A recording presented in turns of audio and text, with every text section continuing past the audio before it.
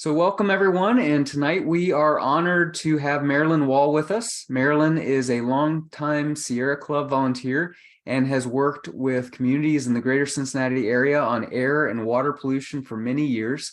Her work on developing and assisting community-led projects has led to significant pollution reductions locally. And so we are honored to have you, Marilyn. Thank you so much for taking your time to speak with us tonight. And without further ado, Marilyn, thank you and take it away. Okay, well, thank you. Thank you very much for inviting me to be on your program. And also thanks to everyone for joining in during the holiday season to hear about this. I think I want to start off with just talking a little bit about the program that Sierra Club has going right now on air monitoring. We're working with communities up in Middletown, Ohio. Some of you may know Middletown has a very large steel mill and a very large coke oven facility, and they generate a lot of pollution. People have been complaining about the pollution issues for decades. There's very little enforcement by the government agencies. There's been some, but it in no way has really stopped the problem. And with the skyrocketing prices for steel nowadays, their production has increased pretty massively.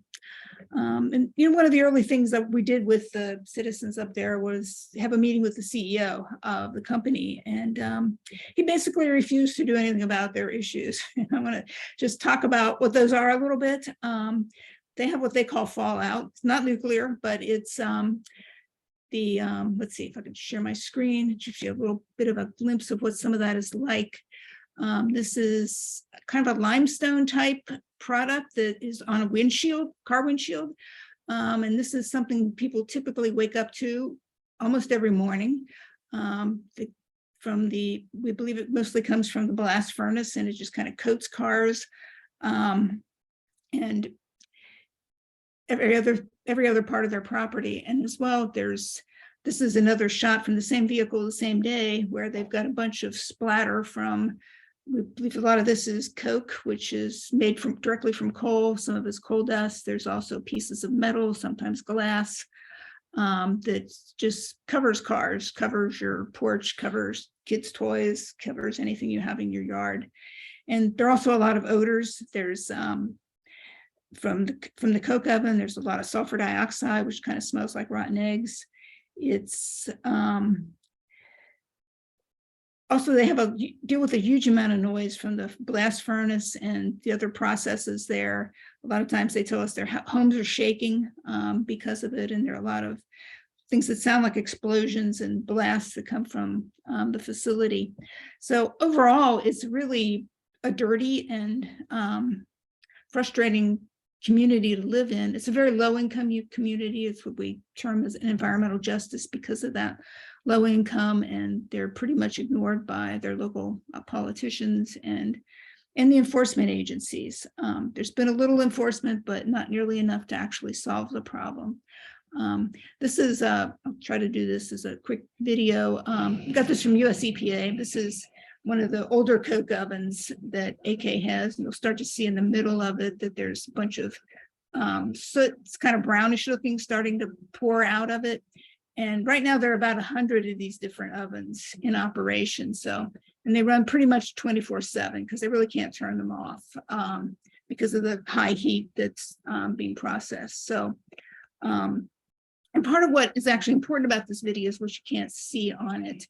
The PM 2.5, which is one of the crucial pollutants that we have to address, is pretty much invisible on here. The PM 2.5 is named after the size of the particles, 2.5 microns. They're very small. It'd be like a dot on a piece of paper, which obviously you can't see in this picture anything that small or even smaller that's really only visible under a microscope. So this is the kind of thing that they deal with. This particular coke oven was about 900 feet from residential properties. So they've made a lot of complaints to EPA, but it's been very difficult to get enforcement. One of the things that we did find a couple years after it happened, this was in 2018, US EPA came up and did a number of sampling over about a week or so, and they found very high levels of benzene and hydrogen sulfide. If you know much about them, benzene is carcinogenic and causes other health problems, and hydrogen sulfide at high enough levels will actually kill people. And so it took them a couple of years to actually get this information out of them. But the thing that's really disturbing is they never told the community about it. They didn't share it with the community. And their conclusion after they did all this analysis was this was a potential acute human health hazard. That's the sentence here at the bottom, that people were experiencing on a daily basis, not just the fallout and the inconvenience and nuisance of that, but also that their health was very really threatened by all of this. So this is one of the reasons we wanted to start getting data as well, because even though EPA sampled for a short time, it really didn't give us a big picture of everything that was going on. They mostly looked at volatile organics, which are often carcinogenic, but they weren't looking for instance, at the PM 2.5 or how much particulate there was. And the other, even though there are regional monitors around, and you've probably heard, like where you see the highway signs about ozone being high, these regional monitors really try to just get a snapshot of what the area is like, and it's kind of after all the pollution has had a chance to disperse. They don't put these monitors near facilities. A lot of times they're the ones that were near AK Steel are upwind, so they don't really tell you what it's like at the fence line or right in the immediate neighborhood. And the differences are pretty significant. And I'll try to show that as we move along through here. But most of the regional, air monitors are really looking at health standards were established over exposure over a long period of time, and they're intended to be health protective, but since they don't measure the actual exposure near a facility, they don't necessarily protect your health there. And there's limited studies and data about acute short-term exposure to very high levels that maybe don't go on for a 24-hour period where they might actually violate a standard, but it's still a sizable amount of pollution to inhale, especially if you've already got health problems, particularly your lung and heart problems. And there's very little study that really tries to address the impact of having multiple pollutants that you're exposed to at the same time or in varying times throughout the day. And so this lack of enforcement, comes from a lot of things. Politicians don't want to be anti-business, and particularly in Ohio, it seems that it's next to impossible to get real enforcement done. And one of the tools we've been able to use in the past is called an air nuisance rule, and certainly what people in Middletown are dealing with is more than just a nuisance. I mean, that kind of trivializes their experience. But this is an Ohio law, the air nuisance rule. It's still an Ohio law, but up until the last days of the Trump administration, it was also federally enforceable, which is a very important aspect of trying to fight pollution. But US EPA agreed with industry to remove that rule from being federally enforceable. And we're in the process of challenging that through Sierra Club, and individuals in Middletown are challenging that through the court system.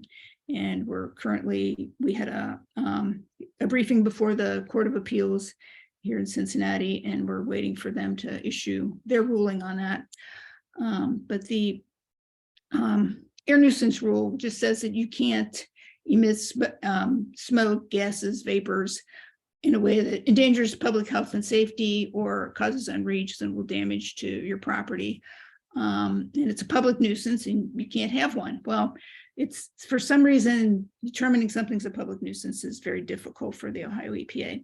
But if we can, and the other reason that is really, this thing is a really important part of having it part of federal rules is under the Clean Air Act, people in a community, when they're seeing that their enforcement is not being done by the state or the federal government, they can file what's called a citizen suit, and they can bring a cause of action against the company themselves. And so that is something that we've done before and would probably do here, but right now it's not something we can do under the citizen suit. Part of, because this provision's been taken out of federal law.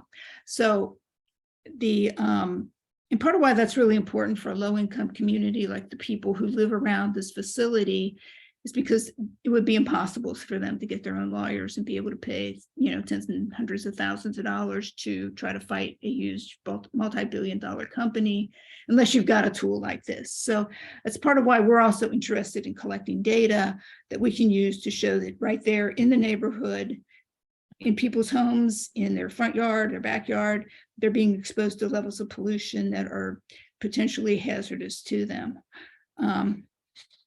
So part of what we've done, and one of the biggest things that's really important to do is to get the community organized. We knock on doors, and doing an air monitoring project is also a way of allowing people to get involved and learning about what they're really exposed to themselves. So the thing that has really changed in the last few years on this air monitoring situation is the ones that the EPA uses, the air monitors. They're huge. They cost tens of thousands of dollars. They can do some things that are not as easy for us to do, but because they can run them in any type of weather. But these small monitors, and let's see if I stop my screen for a second here. Let me show you one. But this is the size of a small personal air monitor that'll actually measure particulate, PM 2.5, as well as larger dust type pollution, and also nitrogen oxides, volatile organics. And it pairs up with a smartphone, and you can see on the smartphone as you're monitoring and collecting data, you can see both the levels of pollution you're getting exposed to. You can see it on a map and so on. And then you can also download all that data to be able to evaluate it and try to determine patterns, to determine trends, to try to assess where the specific problems are. Are they in volatile organics that are the biggest problem, or particulate, or there are other things that we need to start looking for that are not covered by this particular monitor. So these run about $300, but you can use them. I think they expect the life expectancy to be about 2 years for one of them. And, but you can use it 24 hours a day, assuming certain conditions. We can't actually use them in the rain. They're not waterproof, and we can't use them right now very much because you can't use them below freezing. So we have a little bit of a slowdown in how much data we're collecting right now, but still it's giving us a lot of information about what people are actually exposed to, because you can walk around the community with it. You can hold it and just have it in one place and see what the pollution is like over a 24-hour period.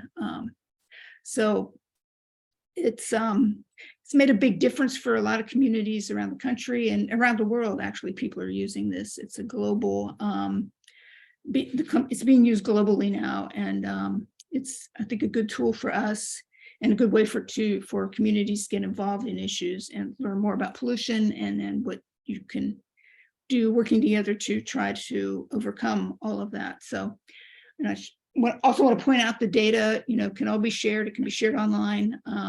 We haven't done that up in Middletown because we're still working with UC to try to analyze the data and see if we need to further expand the monitoring network. So we started off with monitoring like a quarter mile from the plant, and then a half mile, 3/4 mile, and then greater than a mile. And we're looking to see if we need to do more of that, and just to determine just how far from the facility people are being affected and how much. And if we need to start looking, for instance, at the volatile organics, which are thousands of different types of chemicals that can fall into that category and products. If we need to start looking at specific ones that are potentially the ones that are causing most of that problem. So we're also going to be doing some speciating of some of the particulate to determine, are they gases or solids, and are they coal dust? Is it from the coking process that we're getting so much of this, or if it's other processes at the facility. But we'll be putting ours up on a website as soon as we, get a lot more of that sorted out. But I wanted to just, touch kind of briefly on just what some of these pollutants are, because that can be rattling off all these PM 2.5 and so on. It can be a little confusing to people if you're not familiar with that. And that's the air monitor that we're using, and there's a website also with Kyle and everybody that where you can learn more about the monitors and the types of how you use them. They're very easy to set up and use. You don't need a big technical degree to collect the data, just the time and getting out in the community. And there are other monitors. This is one called AirBeam, and it just collects particulate matter and measures that. So, when if you know specifically what you want to go after, that could be a good one, or it could be just a way of, maybe starting with the other type and then switching to a more specific type of air monitor as well. But they're relatively inexpensive as well compared to the cost of the EPA's type of monitors. So the PM 2.5 again is a really small particulates. It can be gases, it can be solids, it can even be metals, but they get very deep into your lungs, and they're difficult to exhale back out. And there's really no safe level of PM 2.5. So it's a major concern. It's also a subset of the class of what people call PM10, which are particles that are 10 microns or less. And both of PM10 and PM 2.5 are associated with premature death and adverse heart and lung diseases. So, and like I said, volatile organics are a whole variety of chemicals. A lot of them are carcinogenic. And they affect the respiratory system, they affect the nervous system, and they interact with nitrogen oxides to form ozone, which is and nitrogen oxides is another component that these little monitors measure. And then just for a little bit more background, these are some of the numbers of what the standards are for the regional monitors, but it gives you a sense of what, when you look at that and you look at what's going on with the data you get from this monitor that we're using, the plume monitor, that the levels we're seeing in Middletown are much higher than these, although these are all measured in a lot of different ways and different methodologies. And there's an effort to use the air quality index to combine all of these different pollutants together in kind of a metric of how serious the air pollution problems are. I wanted to show you, this is a map from some of the regional air monitoring that's done up in Middletown. The blue line is this PM10, and this is the blue line is the measurement at Amanda School, and this is on Yankee Road. So these two monitors are intended to monitor the same facility, but they're about a mile apart, and you can see how much they vary in terms of what the actual exposure is from the west side of the plant to the north side of the plant. So here where this first spike is, this is almost twice what a 24-hour standard would be. And at the same time, at the lower end down here, it's only about 12 microns, per cubic meter. And so it's actually very much less. But at this level, if you're inhaling this for a long time, or every day you have this kind of assault, or every several hours, that kind of high level, that's part of what's a big concern. I want to show you then just how some of the data that we get from the plume, and I don't know if you can see this very well on a screen, but this fourth column over here is PM10 that we're seeing in Middletown right now, and the standard, pointing back to the previous page, standard for PM10 is around, I want to say, it's about 150 microns for a 24-hour period. So what we're seeing here, though, in the community, is that sometimes it's up to 200, sometimes it's up to 300, sometimes it's lower, and it's sometimes at a level that might turn out to be kind of the average in the community, using a regional monitor, but there are be within that standard. But some of the numbers are really very high, and the PM 2.5 are much higher than what a 24-hour standard would be. And this is about a 20-minute interval that we have on the page here. And it's also very interesting that they're not producing much of any nitrogen oxides at this point. But the VOCs are higher than you would certainly want to see. But the interesting thing is that without NOx, you won't produce any ozone, because you have to have both NOx and ozone, both NOx and VOCs to perform ozone. And then later on in the day, on the same doing the same monitor, actually the NOx numbers started to go up and the PM10 started to go back down. So there are changes and variations in the facility throughout the day, throughout the night.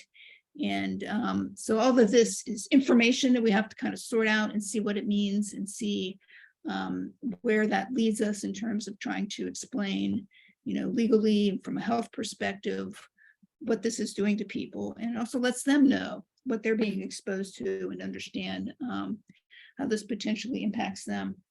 And a little easier to look at or study is the actual screen. This is a shot of the screen from the monitoring that's paired with the plume monitor. And the little green line, I created this one this afternoon. I just went for a walk with the monitor and could get ray data. And at no point did I ever get a very high reading at all. These are really low numbers down here for particulate and for nitrogen oxide and VOCs. The green obviously stands for a relatively healthy air day or in this particular area. And it's a pretty huge contrast to what people are experiencing up in Middletown. And I think it's important to be able to show that some of us are, live or work or, are undertaking activities like walking in areas where we have pretty clean air, and other people are experiencing very bad air pollution conditions right next to where they live. And this is a shot of just a little bit of monitoring up in Middletown. This red is a high pollution area, and the blast furnace at AK Steel is right in this very area. So you can see that it's a way of alerting you too, if you have, if you wanted to use something like this, if you have lung problems or respiratory issues and you want to avoid being in places where the air pollution is high. This is kind of an instantaneous way to find out if it's safe and if it's a good idea for you to, try to walk there or get your exercise there, or if you really should be, seeking some place that's further away from that. It also gives you a pretty instant idea of, you can take you wouldn't have to just use them in Middletown. You could take them with you anywhere to, near an expressway or a warehouse where maybe you've got semi trucks loading and unloading, all the time with the engines idling and so on. So you can determine what kind of exposure you have and, is that a place where you want to be? And then what do you do about it from a civic perspective to try to overcome all of this? And that's kind of where I'd like to take our discussion part of this in terms of what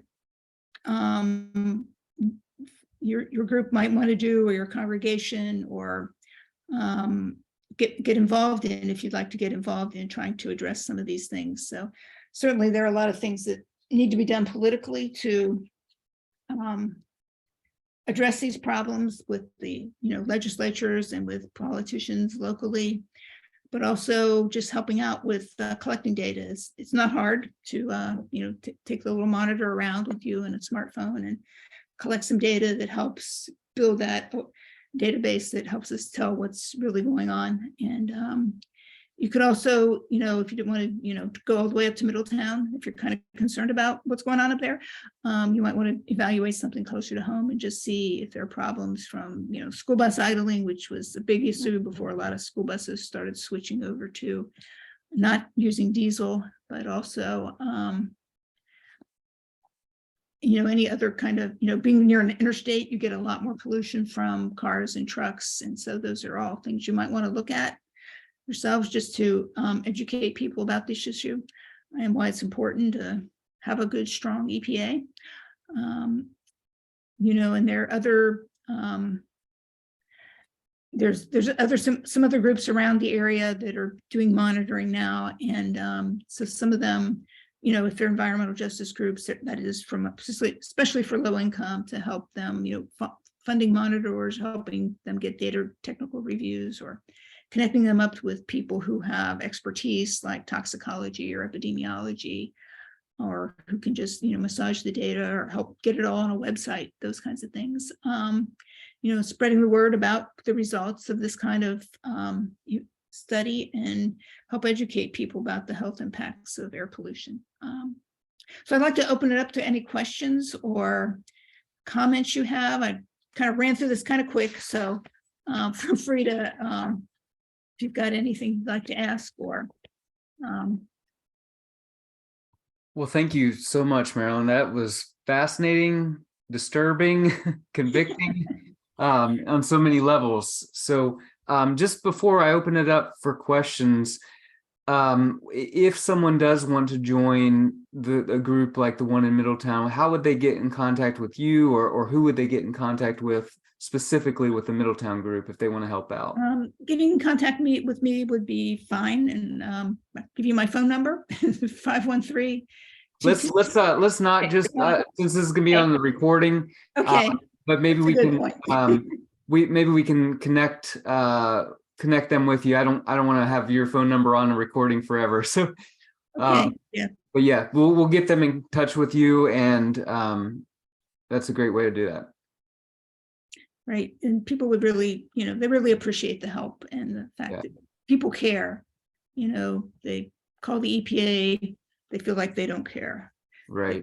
Politicians, and they don't care. You meet with the company and they don't care. They know they can get away with this. And so it's going to take a lot of pressure from a lot of people to change the situation. Right. Well, great. Well, what questions do you all have? Make sure you unmute yourself. Kyle, I wonder if Marilyn could either put her email address or her phone number in the chat, and that would then that's a good idea. I could do that. And looks like Mike's got a question. What state and city is best in class in dealing with pollution like this? Do you have any insight into that, Marilyn?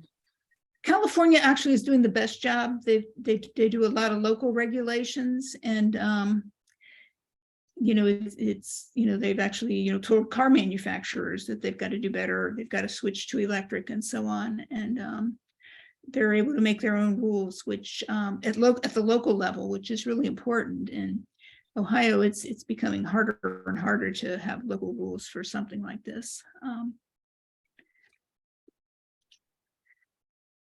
Good. What other questions? I have a questions. I'm Early. Yeah, hi Early. Go ahead. Hi. Yeah, so I am a student here in Cincinnati. I'm all international students. I'm interested to get involved with the group, but as an international, I'm maybe concerned about how the way I involved with the community in terms of maybe the safety way I can do that. Like, for example, if I'm in the road, maybe walking nearby the neighborhood, how the rules are supposed to follow. And then I'm thinking the way if it's better to connect with community. So maybe community know if I'm getting around in the neighborhood, I'm not become a suspect or something like that. I'm just, from my safety point of view as an international student. And also, I don't know, I don't know about information about UC. So maybe I'm in Cincinnati, I'm not part of any congregations. I'm kind of traveling, go to church, traveling here and there, but I'm not part of one congregation. So I'm thinking maybe the best way for me to get involved through UC. So do you know contact persons in UC? So I would get involved under faith group member if I'm go to field, but also if I have contact from UC, it's also give me a strength. Right, yes, it could put you in touch with a couple professors we've been working with. Bob Hyland is one of them. He's part of the environmental studies program, and some of his students go around in the neighborhood and talk with people, to ask them, about their experience and what it's like, and finding people, working to find people who are willing to help do the monitoring and that kind of thing. So yeah, if you want to shoot me an email sometime and we could connect you up with UC or some of the students there. Okay, that sounds great. Thank you so much. Also, I want to know, is there the specific time that if we go to the like outside, and then is that specific like morning or like noon or afternoon, or Yeah, there's no people, rules? we try to set up, we have a couple different protocols. One was, to do monitoring in multiple locations within like the same time frame. And then we've also had some people, who've been willing to have these at their home and, keep the monitors charged up and all that. And then they've done monitoring like 24 hours a day for a while. And they have to, be willing to take the monitor in and out without their house, if it's raining or too cold. But we've worked with different protocols partly to just try to see, if just taking, some, you can start to collect a lot of data if you do it 24 hours a day, I guess I want to say. So, you want to try to see if it's worse at night or weekends or when the, production is creating a lot of problems. And, that's when you want some of the data, and you want data that obviously shows that, they can do a better job. So, it's part of a protocol we've set up, just, sometimes it's like, I've done some where it's like 9 o'clock in the morning and then 9 o'clock at night.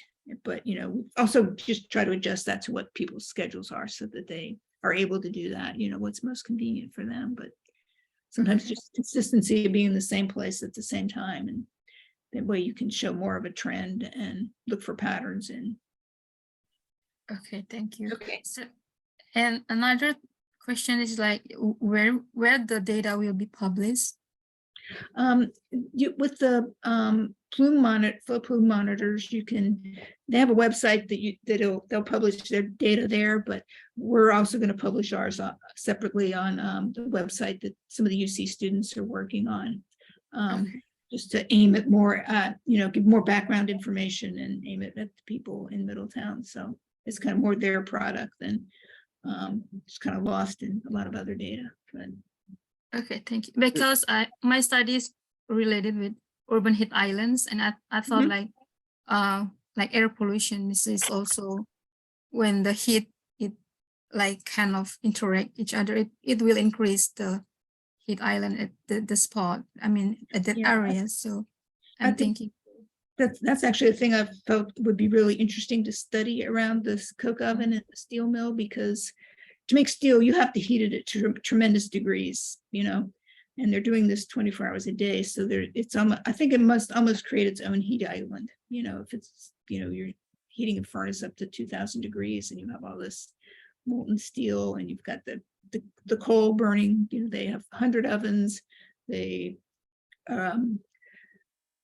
produce coke in about 25 to 30 hours. So run through tons of coal to make coke. So there's just an enormous amount of heat in that community.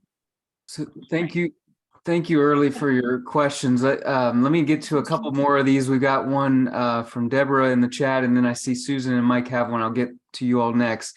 Deborah asks, is there any way to measure how far the air pollution travels, i.e. how much effect might the pollution in Middletown affect people in Cincinnati? Right, and there's certainly people do air modeling and to try to predict some of that kind of thing.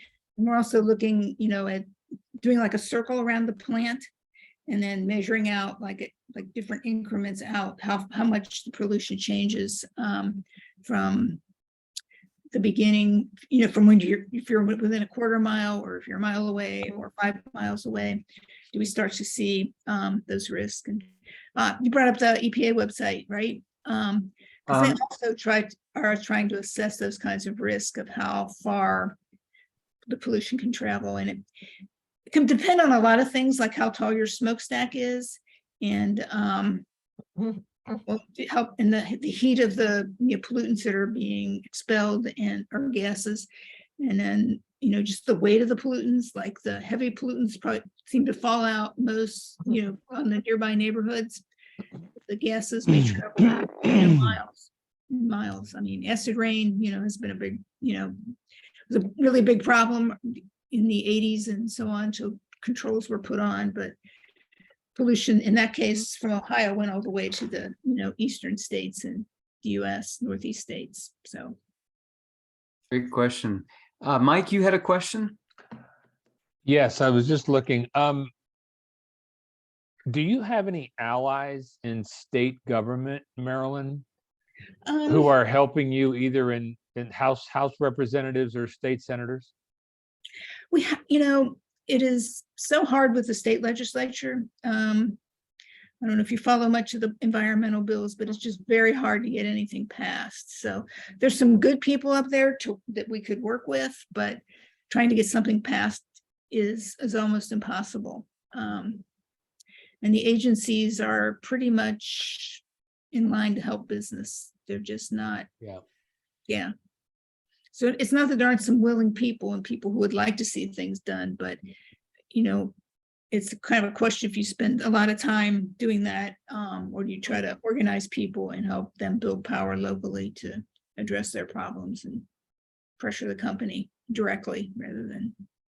I'll reach out to you separately after this regarding Sure. one of the state senators that I've known for a long time. And I think he's got Middletown. George Lang, do you know George Lang? I don't know him, so that Yeah. would be great. Okay, I'll reach out after the fact. Okay, great. Thank you. Great connection. Thank you, Mike. Susan, you have a question? Yes, well, mine is closer to a comment. Some of you may already know. First of all, I live in Covington, Kentucky, in the neighborhood of Latonia, which is close to the Interplastics, which is where the Interplastics plant exists. And the Kentuckians for the Commonwealth has recently gotten a grant for these monitors, great. for 3 to 6 of them for the area of Covington, to see how serious, for one, the one that is most meaningful to me is the Interplastics plant, but there are other places around Covington they're going to place these monitors also to see what is there. And then once we get the data for how much and how dangerous it might be to have the impact of the pollution on our environment, then we have to decide what action to take. Do we Right. try to get Interplastics to move, to stop, to modify their facility somehow? And so that's what it's aiming toward. But at least now we got the money to get the monitors. That is great. So I'd love to follow up with you if that, and to see how that goes, because that's great. Great. Thank you for sharing that. There's some expertise too. Any other questions? Yeah, Joanne? So this is fascinating. Susan, I'm curious as to who went after the grant. Did the city go after the grant, or was that a special nonprofit, a group of citizens? How did that work? Okay, I should know that. The meeting I was on last night about this was hosted by Kentuckians for the Commonwealth, KFTC. I think that is the body that sought the grant, but they probably did it in conjunction with the city of Covington. I'm just not sure of the specifics. Okay. And I'm assuming Marilyn knows about the Groundworks received a grant of over $800,000 that they're studying, specifically, I believe, Lower Price Hill, which is getting particulate and fumes from the coal plant that's just west of them. But I don't think it goes outside of Lower Price Hill. I don't know, Marilyn, if you have any more details on that. I don't have more detail on that, but it sounds like they've been doing a good job of, getting the grant and getting more focus on that area, because it's historically there've been a lot of pollution challenges in that area. So, it's really a great thing. I think they're doing a good job. Well, many of you know I'm married to a physician, and Cincinnati is one of the highest cancer, has a very high cancer rate compared to other cities. So finding out why that is the case is very important. You know, is it the water, is it the air? You know, what is going on that's Yeah. causing all this cancer? And my husband said that he's been in practice for 43 years now, I believe, not counting many years of training before that. That when he started practice, there were very few lymphomas, non-Hodgkin disease lymphomas, and now it's much more common. Without this kind of research, nobody really knows why it has increased so much, but the likelihood is that it's related, again, either to the air or to the water. And until this kind of research is done, nobody knows. Right. And, you know, I think a lot of physicians don't ask patients, you know, what they're exposed to, you know, or if they live near like a plastics facility where they may very well be getting a lot of carcinogenic exposure. A lot of physicians don't ask that. I don't know if it's just not part of the training or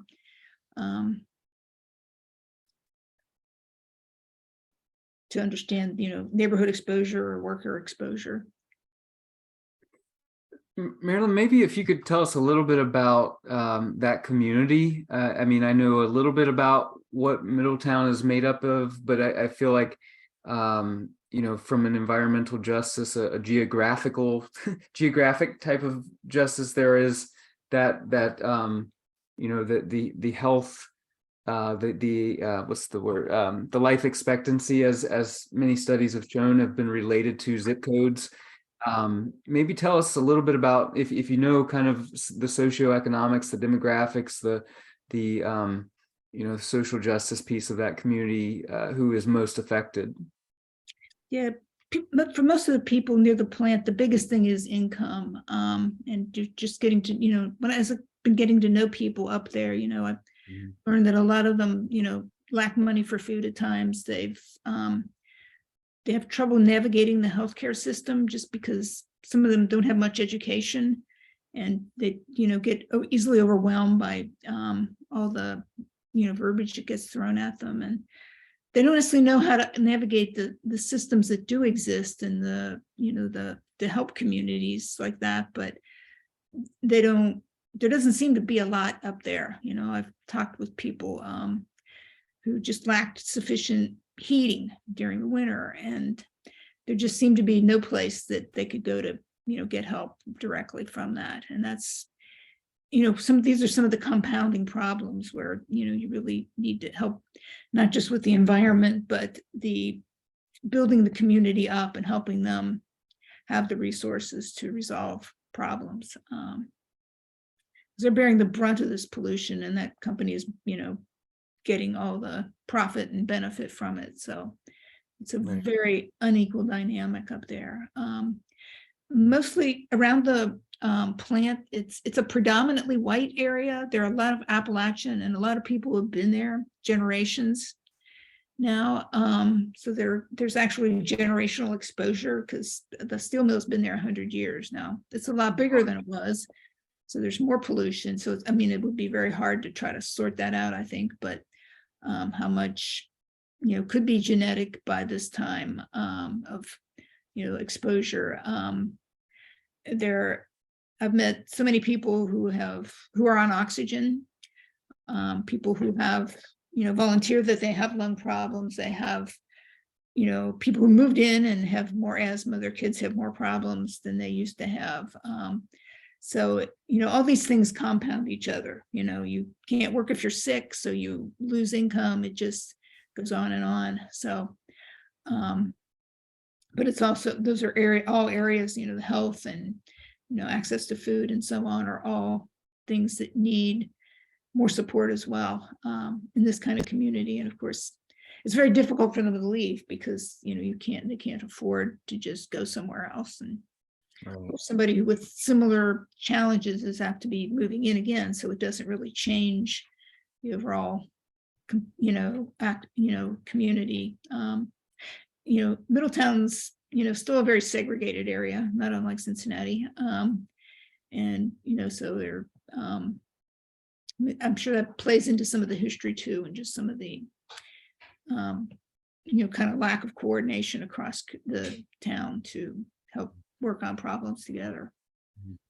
Has there been any insight into the health of the workers? Because I'm sure many of them are kind of lower income workers who are working in really tough conditions. Have you all looked into that at all? It's very hard to do because mostly AKA, or not only like Cleveland Cliffs, but they're mostly using contract workers and outside workforces. The union itself they have one, but it's very small, and they've never, we've reached out to them many times, but they don't, want to, rock the boat over there, it's their jobs.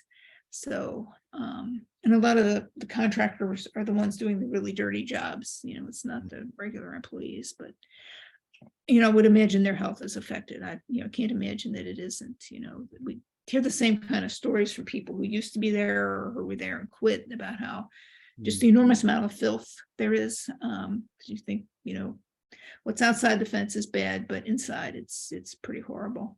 Yeah. But that's a tough one to get into. Yeah. Well, thank you for this. As we kind of close out in our last couple minutes, if any of this sounds interesting to you all, this might be something that we could, work together across our different congregations and communities to see if maybe this is something we can do together.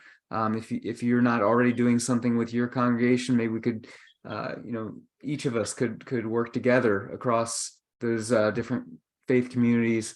And if that's something of interest to you, please let me know. My email is on the website, and you can, get in contact with us through fcgg.org. And if this is something of interest to you, I think we've got a great project that we could really get involved with, and we can get in touch with Marilyn and see how we can help together. I'm sure there are faith communities up there around Middletown too that maybe we could connect with, who aren't a part of Faith Communities Go Green, but they might be interested in working on this from this perspective. That would be a great, because I think they could use the support of other communities, on the same. Yeah. There's so many issues. So Yeah. yes. Well, thank you all so much, and I do hope to hear from some of you soon. Yeah. Well, Would be thank you great. again. And any closing thoughts from you, Joanne, before we close out? No, I want to add that if you're interested, you go to our website and to get in touch with Kyle, you'll go to the education working group, and there's a tab that will send you directly to him. Also, we have a Facebook page which is open to everybody. You are most welcome to contribute. There you go. That's how you say, thank you, Kyle, for showing that. So that's real easy. And then the follow us gets you to the Facebook page, which is at the bottom of every page on our website. And then you can contribute if you want to click on that, and it'll take you to the Facebook page. And you can contribute your congregation's events and any other information that you would like to share with our Faith Community Go Green community. Would be, and we're only 2 years old, and in 2 years we've had now 14 webinars and 4 tours of houses of worship that are doing phenomenal things. And we have a lot more being planned. And many of you that are online on this have been very involved. Mike has been very involved with the gleaning program. If you want to say something about that, Mike. Well, the season is winding down. There's, I think, one more gleaning event in Oxford at the Miami University Institute for Food Farm.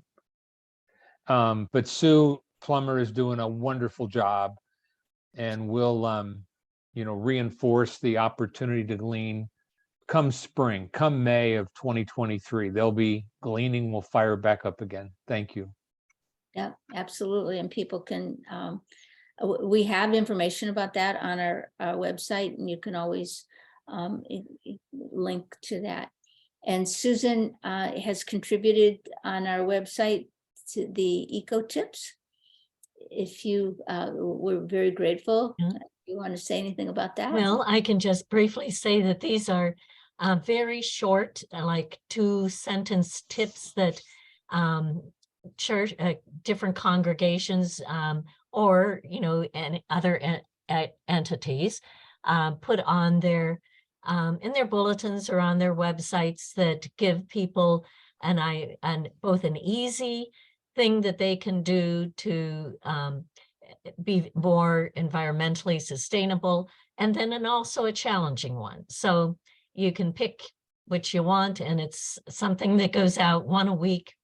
There's about 50 of them that have already been produced. You can find them on my website. Yeah, or here, all of them are posted. Oh yeah, and thank you. Yes, you're quicker than me. You can find them on Faith Communities Go Green. Right, absolutely. So we're always very, very grateful for that. We're hoping to get a donation tab up. They're working on coordinating that, since we are a partner with Equation. But anytime anybody wants to make a donation, let me know, and I'll, since we don't have a tab yet, you can mail a check, so if I thought ahead of time, I'd put that in the thing. Yeah. There we go. Thank you. If you click on that, it gives the address at the bottom. There you go. There, right. Whoop, little bit. No, yeah, go. There you go. So checks payable to Equation, and be sure to put in the memo line FCGG, because they have 3 funds, and this is why it's not set up quite yet to operate, because one is for Equation, and another is for a mighty stream, which is part of Equation, and then the third one is for Faith Communities Go Green. So right now, donations will go towards paying for a planner who's going to help us with strategic planning, so that we can move forward in a more efficient and better way. So any donations are definitely welcomed and appreciated. Wonderful. Well, thank you all so much for coming tonight. Again, Marilyn, thank you so much for a wonderful presentation. And I know I'm inspired and convicted to do something about this. So thank you so much. And to those of you who are celebrating this holiday season, we wish you a very, very pleasant and peaceful holiday. And we'll be talking with you more soon. Great. Well, thank Thank you you all very much. Bye. Thank you so much for sharing. Thank you. Bye. Bye-bye. Bye-bye.